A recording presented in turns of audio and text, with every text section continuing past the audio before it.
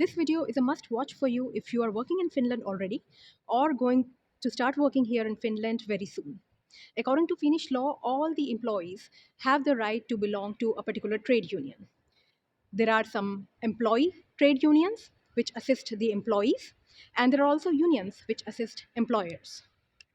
I attended an event which was organized by the Lukan Integration in Helsinki, and this event was about the Finnish worklife and about the trade unions in Finland. Lukan Integration and the presenter Ted Apter kindly agreed for me to record this event for my channel for the benefit of my subscribers, for all of you. In this video, you will hear all about trade unions and Finnish work life from Ted Apter. Ted Apter is a special advisor, industrial policy, and presently he works with a trade union, Suomen Economit. Ted is going to tell about what trade unions are, how it is beneficial for you if you work in Finland. He's also going to talk about the difference between the legislations and the collective agreements. Ted will also be talking about what Suomen Economit does and how joining this particular trade union is going to be beneficial for you. So check out this video. Please watch it till the end. Subscribe if not already done. I would love to hear your thoughts about this video, and don't forget to like and share it across with others. The Lukan Integration's flagship is we give information and guidance. And we also organize events. We have different kinds of events, mainly job search related or the social events. So then we also have like peer support groups. There are two peer support groups we organize in a year. One in spring and the other one is in fall. We have membership programs and we have different kinds of events. We have our expert to talk about the topic today, trade unions. As Bioma mentioned, I work for Suomen Economit. I've been working there since the beginning of 2017. I'm a lawyer from my background. I've also studied EU politics at LSE at London. And after seeing a referendum result there, I decided that London and the Brits are maybe not for me, and I decided to come back to Finland. And I'm also a Swedish-speaking Finn, so it's fun to be here at Lukan today. What I want to convey to you are several different things, but one is the message that unions are there also for the internationals, and it's been a slow, gradual process for them to become more international, and each union is taking their own steps towards this, but we're really supporting all of them to do so in one step after another. Just briefly, I'm born in 1986. I like hiking. I'm driven by making systems more sustainable in any different ways. And from my perspective, if I look on the labor market itself in Finland, how we have welfare in Finland, there's no other option for Finland than to become more international, more open, and to work on how to figure out how to support internationals better in a lot of different ways. The picture to the right, that's from last autumn. It was at the Percy Satio event where we had representatives from most of the bigger political parties listening and hearing their thoughts on how they see Finland becoming more international, work-related migration, what are the policy solutions for different political parties. But we had also the possibilities as a couple of experts to convey our thoughts on what should be done. And from my opinion, the parliament elections we had this year, it's the first time we've actually talked about work-related migration so much as being talked. What the result after the elections was what was. But the case is that all political parties, with the exception of one, has dramatically changed their policies toward a more progressive stance towards internationals, towards work-related migration, and that's kind of like the big picture. I'm going to start with just introducing you to the labor market. From my point of view, the Nordic system is quite different to a lot of labor markets around the globe, partially because both the employer and the employee side is organized. We have employer side unions for almost any sector in Finland. We have employee side unions for almost any sector in Finland. Of highly educated people in Finland, around 70% belong to one of the Akava affiliates, one of the Akava unions, which are heavily based upon what degree you've studied. For instance, lawyers have their own union, doctors have their own union, diploma engineers have their own union in Finland, and so forth further on. And that's kind of like the highly educated part. Then the employer side is a bit different. They're sector-wise based upon, like, there's a sector called the technology industry, there's a sector called energy industry, and then these represent the companies in that sector. But they're also, most of the employers in Finland is somehow organized, and that's one of the key reasons why also internationals in Finland should kind of like figure out what's the best union for them and become a member of that, because that's how also the employer side does it in Finland. Then we look on the timescales. In politics, people tend to look on a survey 1 month, where are we going now, how are people feeling now about a certain thing or another. But in the labor market, we're looking on a longer perspective. We're not in the political business cycle, and because of that, a lot of the things which we kind of like try to do either in collective agreement negotiations or impacting what the government does in its government program, they're more long-term things. To give you an example, so I'm an economist, which is the union for business students and people with a business university degree. We have 58,000 members. We're not trying to maximize everything for business graduates the next day. What we're looking on is how can we support Finland to have a more welfare on the long term. And throughout that, then we look on different policy matters from a totally different time perspective than, for instance, what a lot of the political parties do. And because of this, we're kind of like less restricted to certain types of solutions. We have more room to maneuver. But then again, a lot of the people and members still want kind of like drastic changes or quick changes. So there's also like a certain thing from them, from our members to us, on what they wish us to do. Different governance levels, cities, regions, ministries, Ministry of Labor, Ministry of Economic, they contact the unions, they contact the confederations of unions, which are the umbrella organizations for unions. I'm going to come more deep to that later on, to kind of like get our feel on what we think should be done in different matters. And for instance, when we have cities taking over support for unemployed internationals, that's something that also people working for the unions then give their thoughts on what the cities should do. So even if it doesn't like directly is not conveyed to the international what we do, there's a lot of things where we can like in the behind the scenes try to help and support cities, for instance, on how they put up integration programs. The background principles to the Finnish labor module, which are rather similar to all of the Nordic countries, are the following. There's the parity ideology, where the thought process is that we don't want individuals negotiating too much with employers. Partially because if you have a big company, 5,000 people working there, and then you have an individual negotiating all of the different things related to employment contracts and relations and terms of that, that's going to be a huge power difference. If you have a micro-level company, you have 5 people working somewhere, then it's not so big, the power difference. But if you have like a huge company, that's also like the history for trade unions, where they started to exist, is to kind of like support individuals by being the negotiating partner instead of individuals. And then you kind of have a power balance, which is better between the unions of employers and the unions of employees.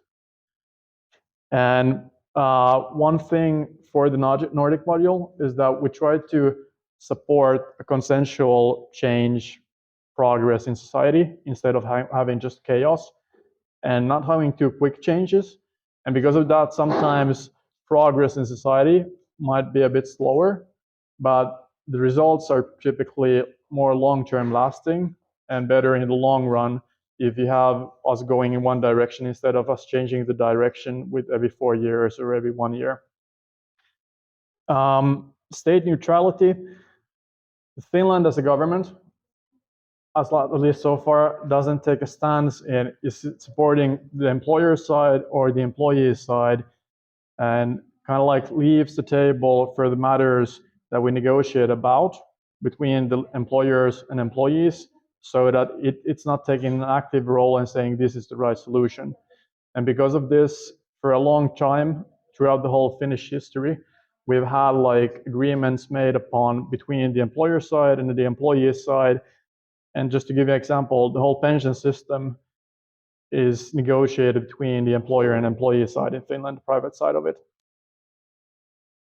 And that's a huge thing. It's typically not the case in a lot of the countries outside of the Nordic model, that there would be so much power that political parties actively don't take stances in pension scheme things, and they give it to kind of like labor market actors to figure out what's the best thing here.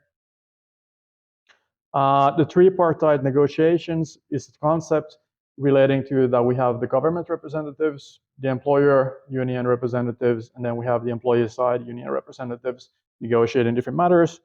And what's common for all of these three actors is that we try to provide ways of going forward in society with more welfare in the long term. We go to the individual and you think about what's impacting a work relationship, where are norms coming from that impact a work relationship for someone working in Finland. There's actually quite a lot of places. What the individual first thinks of is maybe the employment contract that person does with, for instance, a company, but that's typically only like 1 or 2 pages long, or it can be a couple pages long. A typical collective agreement in Finland can be 200 pages long, filled with clauses. And that's not something an individual can go and negotiate with the company. It's just not both convenient, but it's also like it's too much information figuring out all the nits and bits of how this sector should treat me in these are different matters. So it's also an efficient way of kind of like figuring out things to have those collective agreements. Based upon collective agreements, we have local agreements. For instance, the technology sector has its own collective agreement, and then below that, Nokia can then have its own local agreements inside Nokia, which are negotiated between personnel representatives for people working for Nokia and then Nokia HR people and legal people from the employer side. But if you go upwards, you have national legislation that impacts working hours acts, vacation holiday acts, stuff like this, employment contract acts. But the European Union is taking an increasing or bigger role in the social dimension.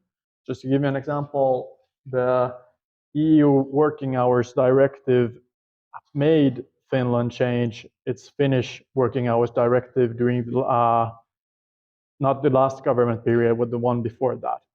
So already now, EU member states, European Union Parliament have decided that some things are regulated on the EU level that then works its way through and then comes to national legislation. So from both employer side and employer side are also lobbying European Union parties to figure out what's working good for us from a European Union labor market level. And if you go one step above that, we have the International Labour Organization, ILO, which is then also having certain mandatory norms that also impact how Finland puts up international employment terms for individuals. And then the last one of those, at a certain workplace, if you have certain norms that have become through just customs, but they've been customs long enough, then they can also become norms that are mandatory and needs to be taken account for everyone.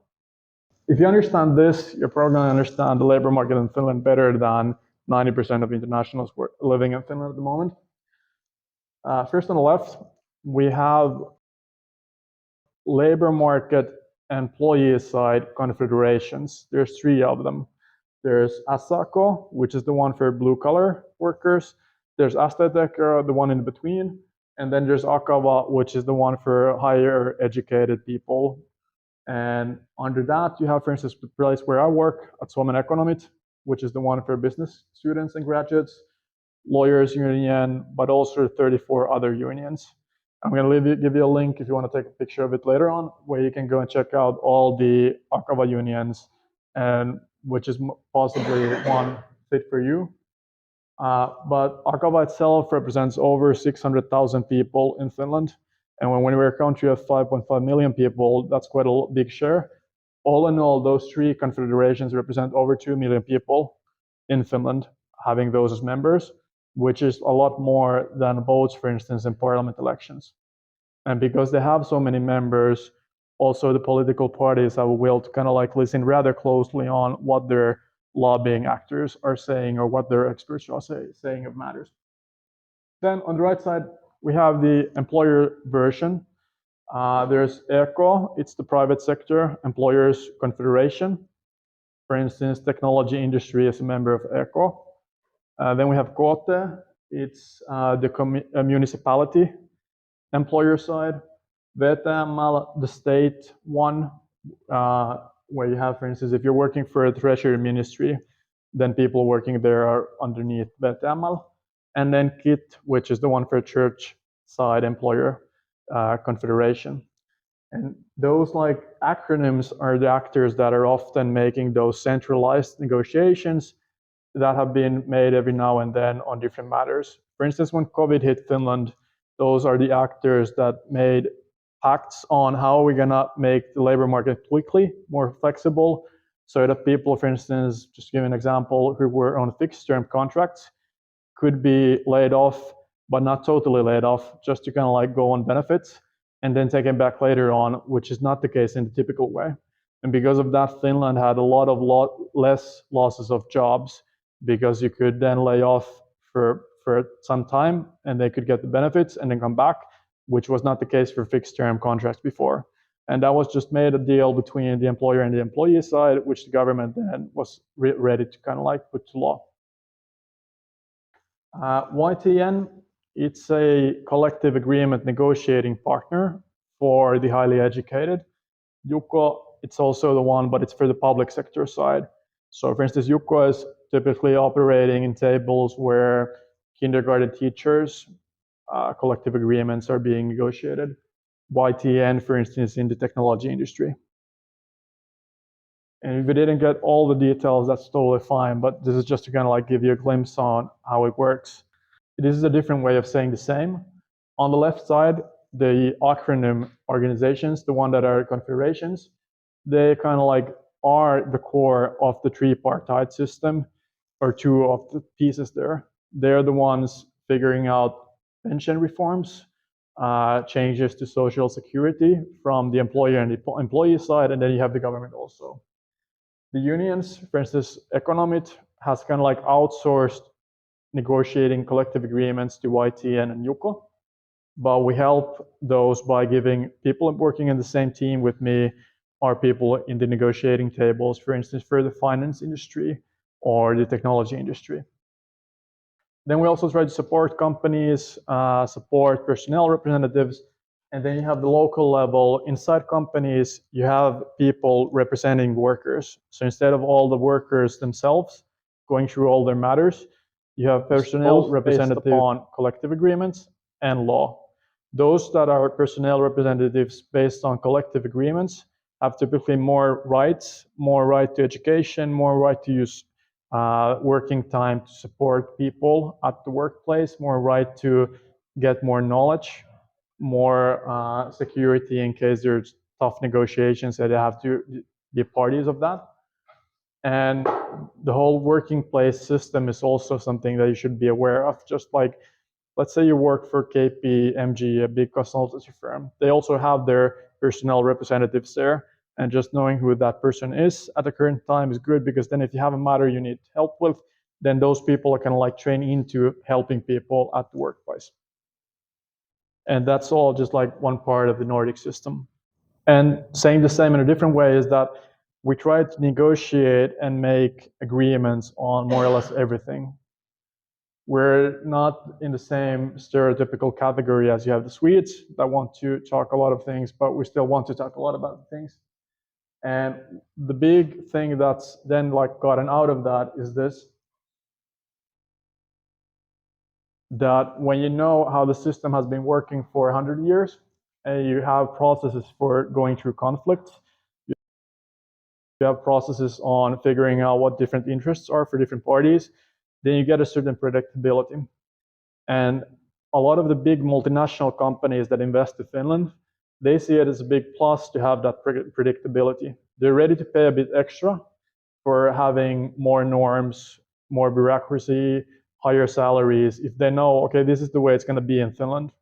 We know how the costs are going to go from here 10 years forward. We have some predictability, we have a vision of how it looks like. And then if you go and change the whole system a lot, which is partially a thing happening in the government program, then you kind of take the predictability thing away, but you still have the Nordic model left.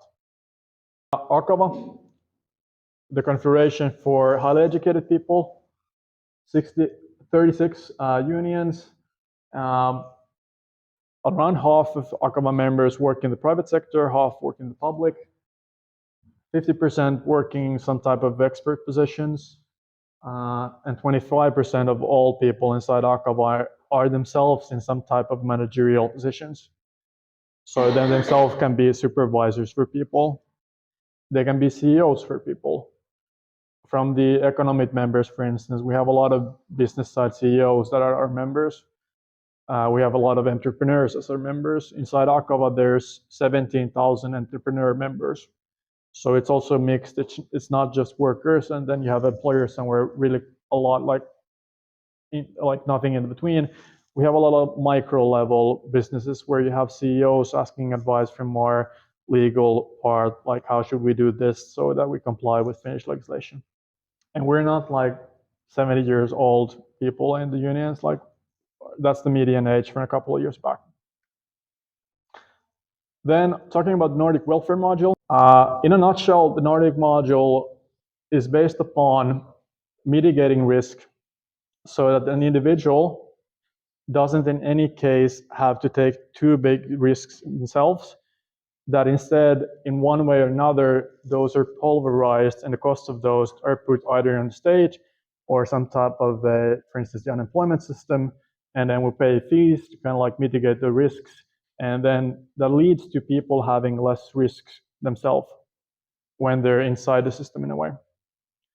And also that a lot of the benefits are in some way or another universal or related to being in a work relationship and then paying certain fees for a certain time, and then you get entitlements. What the system is not the best at is if you're in some way outside of those entitlements, that's where there's like things that need to be reformed a lot still. But what it does good is that it enables people to kind of like just go for what they want, and then changing jobs.